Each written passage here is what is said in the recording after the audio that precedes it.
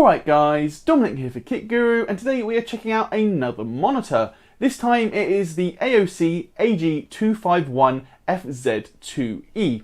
So this is a 24.5 inch screen using a TN panel, and its key selling point is undoubtedly the 240Hz refresh rate. Priced at £309 here in the UK, this screen also boasts a claimed 0.5 millisecond moving picture response time. It also has support for AMD FreeSync Premium and a rated peak brightness up to 400 nits. Is this a screen you should be buying? Just before we dive into that though, I just want to say if you haven't subscribed already, please do hit that button down below, poke the bell as well so you can get notified when all of our videos go live. It's just a very quick, easy and free way of helping us out. Cheers! Kicking things off with a look at the design of the monitor then. Here the AG251FZ2E definitely has a similar appearance to a number of other AOC monitors we've reviewed, and that's because it has that signature black and red colour scheme. This is most obvious on the back of the panel, as you can see a large red accent there, large red panel on the back of the monitor, but there is also a red Aegon logo printed on the bottom bezel. I personally don't mind this black and red colour scheme, though I do feel in terms of the overall aesthetic, the monitor is perhaps slightly uninspired in terms of its design. For one, it doesn't really have any wow factor about it, and I'm also looking at those bezels. There's no bezel-free design, which is definitely something most monitors in 2020 are doing. So to me, this does feel a touch dated. Again, it's not really the end of the world. This monitor is really all about its performance, but personally I would have liked to see a bit more flair in terms of the overall design. I do like the included stand, however, as this gives you full control over its ergonomics. It can swivel 20 degrees left and right. You can also adjust the height by up to 130mm, and it also has tilt from -3.5 degrees to +21.5 degrees. On top of that, it can even be fully rotated so you have a vertical display. This stand also uses Vega 100 mounting, so if you already have a desk arm, for instance, or your own custom stand that does use Vega 100, you are absolutely good to go. Additionally, AOC is keen to highlight what it calls the esports flat base. So basically this means instead of a more typical V-shaped stand, it is a kind of pentagon shape, again, flat. So what this means is it should give you more space for your mouse movements, particularly if you're playing at a low DPI, you're whipping the mouse around. This isn't ever something I've really struggled with myself, but if you are that kind of aspiring esports gamer, this might be a feature that interests you. As for the connectivity options, there is a lot to say here. Starting over on that right hand side of the monitor, here we have two USB ports as well as a mic and audio jack. Then on the back of the screen there's a few more options. First up we have the USB upstream cable and then two more USB downstream ports. As for our video inputs, here we have one DVI port, two HDMI 2.0 ports, one DisplayPort 1.2, an old school VGA connector, which I do find an interesting inclusion, and there's also another two line-in and mic jacks. The final port is another interesting one. It's a USB Mini Type B, and what this is actually for is for the external OSD controller. So with this screen, if you want, you have all the usual buttons under the front bezel to adjust the OSD, but AOC does also include this little controller which just plugs in and you can use it without reaching under the monitor. Using this controller is definitely easier than the traditional buttons, but I can't help but feel that an OSD joystick would have just been the best option of all, as this would always be on the monitor. You don't have to plug or unplug something and you're definitely not going to lose it. The controller as well just feels a little bit clunky. It's really not a big deal and it is easier than those traditional buttons, but I do think a joystick would have been a better inclusion.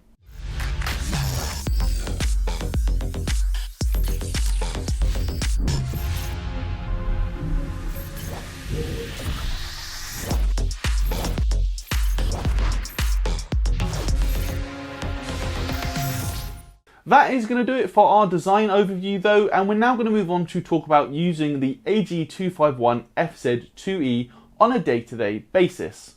Now, the first thing I really want to point out here is that yes, this is a TN panel. And what that means is, although TN panels have certainly got a lot better as we've kind of progressed, 10 years ago they were generally quite bad. Nowadays TN panels are a lot better. However, they are still not quite as good in terms of overall image quality, viewing angles, that sort of thing, compared to an IPS or even a VA panel. And that is evident when reviewing this screen. This manifests itself first of all with poor viewing angles. If you move just even slightly up or down, you do get either a washed out appearance or the colours go very dark, depending if you move your head up or down. So that is definitely not ideal. The horizontal viewing angles aren't as bad, and I do think with a screen of this size, you are going to be sat pretty much dead in the middle of it. But again, compared to an IPS panel for sure, the viewing angles are noticeably worse. Additionally, my sample displayed particularly poor luminance uniformity, with the left-hand side of the screen and also the bottom right-hand corner varying by up to 25% in terms of brightness compared to the maximum value. Now, for games, this isn't so bad as you are looking pretty much dead in the middle of the screen, but I did notice it in terms of overall general use when sending emails or whatnot, as everything just did feel a little bit uneven, particularly when I was using a mostly white background.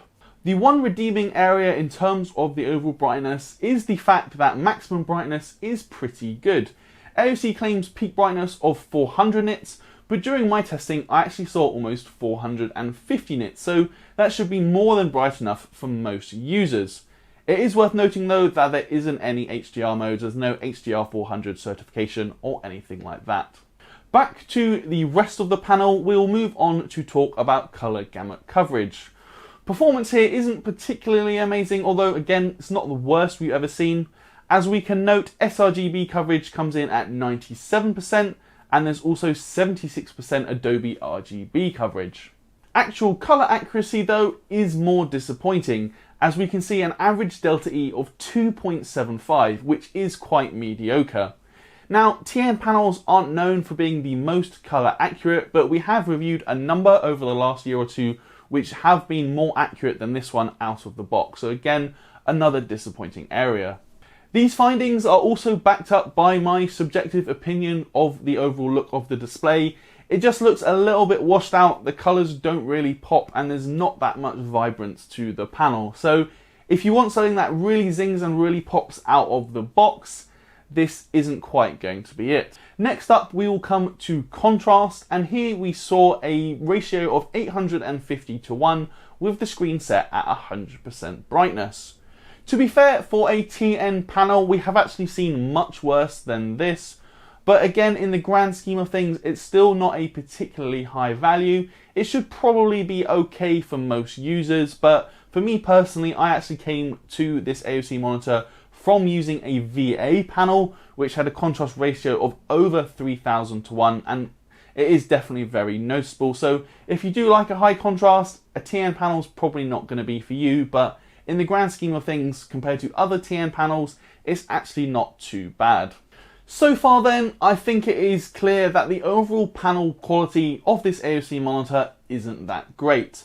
However, there is one redeeming feature, and that really is its gaming performance. Simply put, this is a very, very fast monitor, and I'm not just talking about its refresh rate. The overall motion handling is actually exceptional. Even with overdrive off, there is very, very little ghosting or motion blur from this display, and when you crank the overdrive to its max value, ghosting is all but eliminated.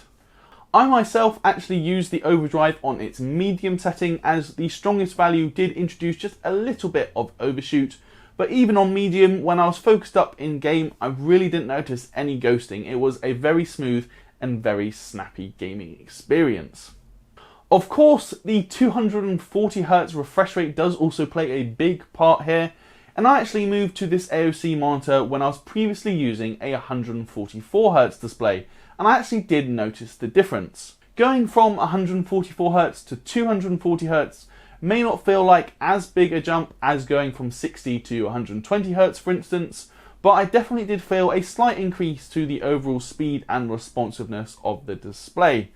Obviously this is going to depend on what games you're playing and the frame rates you are able to hit, but certainly in Call of Duty Modern Warfare multiplayer and also some Doom Eternal, I was getting very high frame rates with my RTX 2080 Ti, and that did give me a very smooth and very responsive feeling. The last thing I want to touch on as well is FreeSync Premium, and this works between 48 and 240 frames per second. Although this monitor isn't actually officially G-Sync compatible, I used it with a 2080 Ti like I said, and I didn't have any issues with FreeSync on. There was no flicker or any other anomalies, so pretty much perfect performance with FreeSync on. Overall then, I have to say that the AOC AG251FZ2E is perhaps a bit of a mixed bag. Undoubtedly, it is excellent for gaming. It is very, very fast. The overdrive settings work really, really well. There's almost no visible ghosting. And of course, the 240Hz refresh rate makes things feel very, very smooth. However, the TN panel definitely has its fair share of issues. And I'm talking things like the luminance uniformity, the mediocre out-of-the-box color accuracy, and the contrast in the grand scheme of things isn't so great either. Considering this screen is priced at £309 here in the UK, there is definitely some stiff competition, and I'm particularly looking at the Asus TUF Gaming VG25 or VG27 9QM, and those are actually both 280Hz IPS displays. Even AOC's own 24G2U, which costs £199, offers superior colour accuracy and contrast, at the cost of the refresh rate dropping down to 144Hz.